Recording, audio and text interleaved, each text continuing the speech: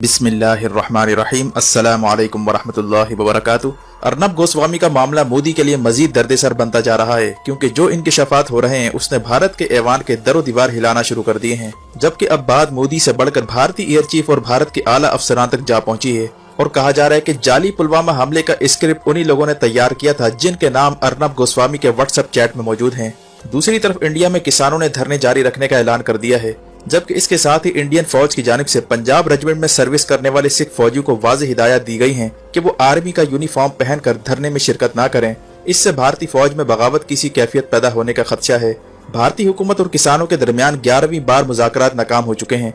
भारत में यौम जमहूरिया के मौके पर जहां भारतीय फौज मिलिट्री परेड करने जा रही है, वहीं किसानों ने भी ऐलान किया है कि वो हजारों की तादाद में ट्रैक्टर रैलीज निकालने जा रहे हैं। यानी भारतीय किसान यौम जमहूरिया के मौके पर ट्रैक्टर्स की परेड करेंगे। इसके साथ साथ गवर्नमेंट की जानिब से एग्रीकल्चर कानून आर्जी तौर पर मुअत्तल करने की ऑफर भी मुजाहिरीन ने मुस्तरद कर दी है। इंडियन एजेंसियों की रिपोर्ट के मुताबिक पंजाब से ताल्लुक रखने वाले फौजी मुजाहरों में शामिल होते जा रहे हैं।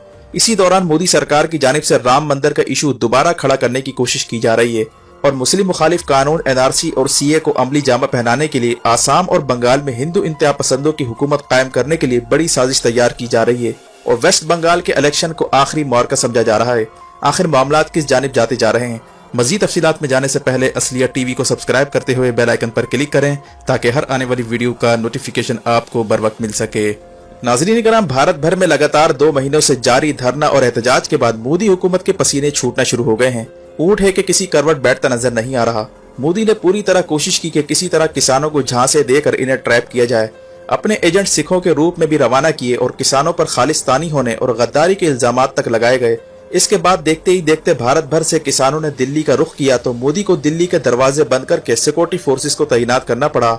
लेकिन इसके बाद भारतीय एस्टेब्लिशमेंट के पैर तले जमीन उस वक्त खिसकने लगी जब भारत के साबिक और हाजिर सर्विस फौजी जो छुट्टियों पर थे उन्होंने भी धरने में शामिल होने का ऐलान किया। यही वजह है कि टाइम्स ऑफ इंडिया के मुताबिक इंडियन आर्मी ने अपने फौजियों से कहा है कि वो यूनिफॉर्म पहनकर और मेडल सजाकर धरने में हिस्सा न ले। यानी दूसरे लफ्जों में ये भी पैगाम दे दिया कि यूनिफॉर्म के बगैर अगर धरने में हिस्सा लेते हो तो ले लो। लेकिन अंदर की इतलात ये भी आ रही हैं कि भारतीय फौज इन धरनों से इस कदर परेशान है कि कहीं मोदी के साथ साथ भारतीय फौज की आला क़यादत के खिलाफ भी एहतजाज शुरू ना हो जाए। जिस तरह माजी में कुछ भारतीय फौजियों ने पेंशन ना मिलने और अफसरान की जानिब से बदसलूकी पर एहतजाज किया था, जिनकी वीडियो सोशल मीडिया पर भी वायरल हुई थी। लेकिन अब धरने के बाद अर्नब गोस्वामी का मामला मोदी के लिए दर्द सर बन चुका है, जिसके व्हाट्सएप स्कैंडल ने न सिर्फ मोदी की घरावनी साजिश को एक्सपोज किया बल्कि बालाकोट के जाली हमले और पुलवामा में होने वाले हमलों में खुद मोदी के मुलविस होने के इशारे भी व्हाट्सएप चैट में मिले हैं। इस मामले में 5 लोगों के नाम लिए जा रहे हैं। Narendra Modi, defence minister Rajnath Singh, home minister Amit Shah, Ajit Doval और एयर चीफ, ये 5 लोग हैं जिन पर सबकी उंगलियां उठती जा रही हैं। जबकि मारूफ सहाफी अबीसर शर्मा ने यह भी कहा है कि बालाकोट हमले में एक भी शख्स नहीं मारा गया था, लेकिन भारत की पूरी सरकार और इंडियन मीडिया पूरी दुनिया से झूठ बोलता रहा। इसके बाद मारूफ वकील भानु प्रताप सिंह का भी बयान आया है। उसका कहना है कि नरेंद्र मोदी पुलवामा हमले में बराह रास्त खुद मुलविस था। आखिर 4.5 किलो बारूद पुलवामा में कैसे पहुंचाया गया, हालांकि वहां पर इंतहाई सख्त सिक्योरिटी होती है। इसी तरह उस वक्त के भारतीय एयर चीफ पर भी सवाल उठ चुका है कि कैसे एक क्लासिफाइड इंफॉर्मेशन अर्नब गोस्वामी तक पहुंची थी। उन्होंने मजीद क्या कहा, इस क्लिप में मुलाहिजा कीजिए। असली मुद्दा जांच का यह है कि इसमें कौन कौन इन्वॉल्व है। क्या प्राइम मिनिस्टर ने वो बात बताई, क्या डिफेंस मिनिस्टर ने बताई, क्या होम मिनिस्टर ने बताई, क्या जो है वो जो उसके air chief marshal air chief के यहाँ से गई है वो बात, या क्या वो जो नेशनल सिक्योरिटी एडवाइजर डोभाल उसके यहाँ से गई, किसके यहाँ से ये बात लीक हुई है, किसके यहाँ से वो गई है।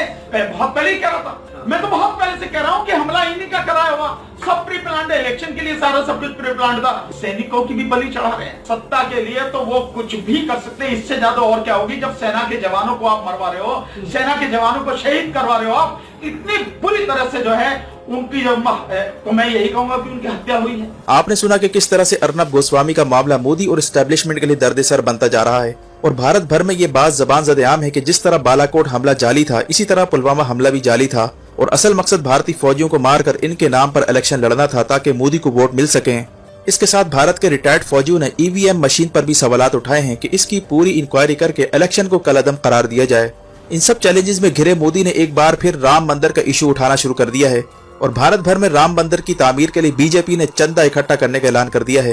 यानी एक तरफ पूरा भारत एहतजाज और धरनों की जद में है तो दूसरी तरफ अर्नब गोस्वामी का मामला भी मोदी को चैन की नींद सोने नहीं दे रहा। इन सब से निकलने के लिए अब मोदी ने फिर से राम मंदिर का इशू उठाना शुरू कर दिया है। ताकि कम्युनल बुनियादों पर जज्बात भड़काए जाएं।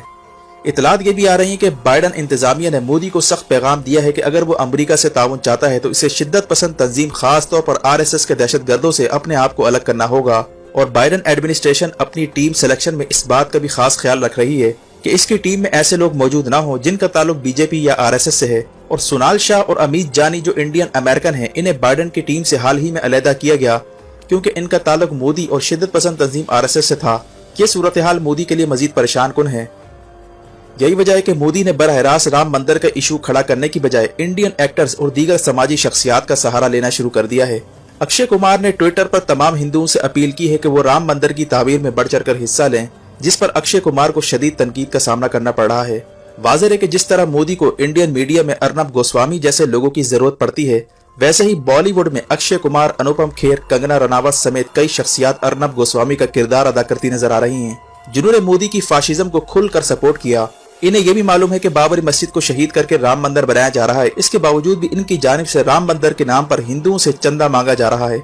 इस सूरत हाल में अक्षय कुमार को मुनाफिक जैसे अलकाब से भी पुकारा जा रहा है, क्योंकि 2012 में इसने मंदिर के खिलाफ बात करते हुए कहा था कि ये जो मंदिर में तेल का छिड़काव करते हैं या बुतों को दूध से नहलाते हैं, ये सब पैसों का ज़िया है, इससे भगवान को कोई फर्क नहीं पड़ता। Why are you wasting so much of oil and milk on God? I don't understand why are people wasting so much? All we need to develop is that mindset ki stop doing all these things and let's think in a practical way. I think the best way to get God's attention is to do good. ये video 2012 की है जब कांग्रेस की हुकूमत थी, लेकिन आज यही शख्स अपना बयान बदल चुका है और मोदी के प्रेशर में आकर इस शख्स ने मंदिर के लिए चंदा मांगना शुरू कर दिया है, क्योंकि आज बीजेपी की गवर्नमेंट है। इसके साथ साथ इंडिया का सदर और बीजेपी के लीडर्स ये तमाम के तमाम राम मंदिर के लिए चंदे की अपीलें करते नजर आ रहे हैं। अब सवाल ये पैदा होता है कि राम मंदिर के इशू को अब क्यों छेड़ा जा रहा है। नाज़रीन कराम, एक वजह तो यह है कि मोदी धरने और अर्नब गोस्वामी के मामले से तवज्जो हटाना चाहता है। दूसरी अहम वजह यह है कि इस वक्त मगरबी बंगाल और आसाम में इलेक्शन होने जा रहे हैं। बीजेपी की कोशिश है कि वेस्ट बंगाल और आसाम में हिंदू इंतहा पसंदों को ऊपर लाया जाए ताकि फौरन NRC और CA को लागू करके बंगाल और आसाम से मुसलमानों का सफाया किया जाए। लेकिन इस मकसद की आड़ में सबसे बड़ी रुकावट बंगाल की वजीर आला ममता बनर्जी है।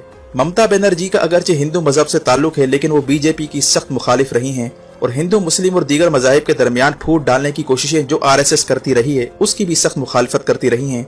यही वजह है कि ममता बनर्जी ने मुस्लिम मुखालिफ कानून पर सबसे बड़ी एहतजाजी रैली की क़यादत खुद की थी। बीजेपी की इस वक्त ख्वाहिश है कि ममता बनर्जी को किसी तरह रास्ते से हटाया जाए। चूंकि वेस्ट बंगाल और आसाम के मुसलमान ममता बनर्जी के बड़े सपोर्टर्स हैं, इसीलिए बीजेपी चाहती है कि वेस्ट बंगाल और आसाम में हिंदू मुस्लिम में तफरीक पैदा की जाए। इस मकसद के लिए दो काम किए जा रहे हैं। एक ये कि असदुद्दीन अवैसी को बंगाल में इलेक्शन लड़ने के लिए भेजा जा रहा है ताकि ममता बनर्जी का वोट बैंक तकसीम हो और इसके नतीजे में हिंदू असदुद्दीन अवैसी की मुखालफत में बीजेपी को वोट देने पर मजबूर हो जाएं। दूसरी तरफ राम मंदिर का इशू भी छेड़ा जा रहा है ताकि लोग इश्तियाल में आकर मजहब की बुनियाद पर वोट देने लगें।